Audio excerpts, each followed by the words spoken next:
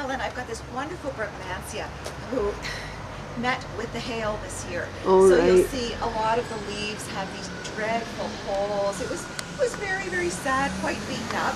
However, you'll notice the plant is still alive, doing well. Did it blossom at all, Barbara? It did blossom. It was absolutely divine, and I don't know if you're able to pick it up in the camera, but it's going to again. Oh, right, I see. Now, you see, this plant is of a particular interest to me, Barbara, and I'll tell you why. My family and I, as you know, vacationed in Portugal many times, and in the little hotel where we stay, there is a plant, like a tree, a Brugmansia. It's actually bigger than that. It's more of a tree than a plant. And it's got these lovely white trumpet flowers on it, and we never knew what it was. We always just referred to it as that tree, and we have many photographs of it with us standing underneath it.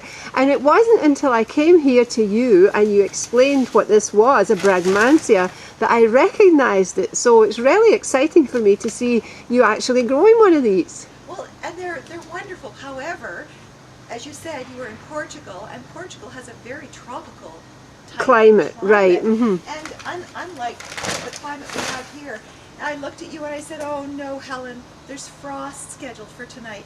So what we're going to have to do, there's some plants that can take a little bit of frost. This isn't one of them. Okay.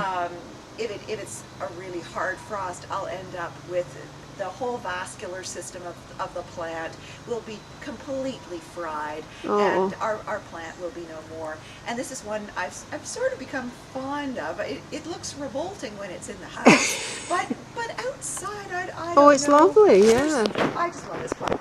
Anyway, so what I do to make things easier when I planted it out, I don't know if you can see, but we've got a great big container here, like this. Yes.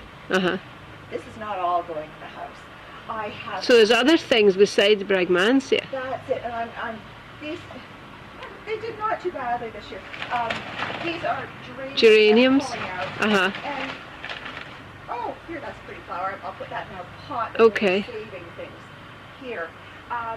These geraniums generally don't do very well when you have a rainy year, and this is what we've had. So I've just planted the geraniums around the outside of this bigger container, and as you will see, presto changeo, and oh boy, Helen, the soil is soaked. What I hear. Oh my. Are you ready for this? Oh yes. Super Da da da. After the wasps, I'm a little leery. Anyway, okay.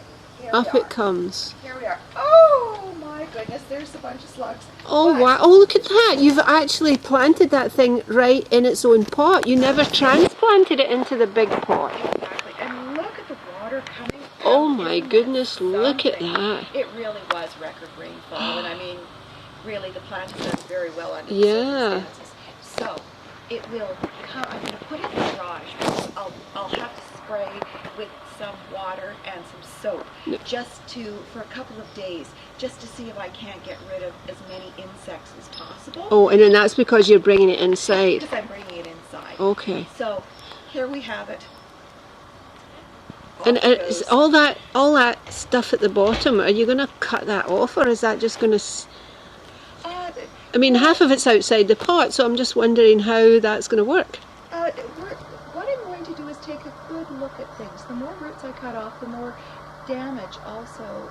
The roots are needed for the rest of the plant. I'm going to take a good look. I see that we have quite a few slugs in here, Helen. So perhaps more of the root is going to come off. As well, what you could do is just put it in a slightly bigger pot, sink it into that pot, and put some soil around the outside. Right. And then next year, perhaps pot it up into a bigger size pot. You just don't want to get to the point where you're going to need a forklift. I mean, really. Look at this. I have snuck in here after Barbara went away. Look, this is the pot that she just took the Brugmansia out of, so you can see the space where the pot was. Look at the size of these slugs.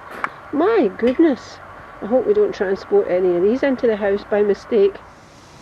So this is the Brugmansia that you're actually now, you've put it into the pot where it's going to spend its winter.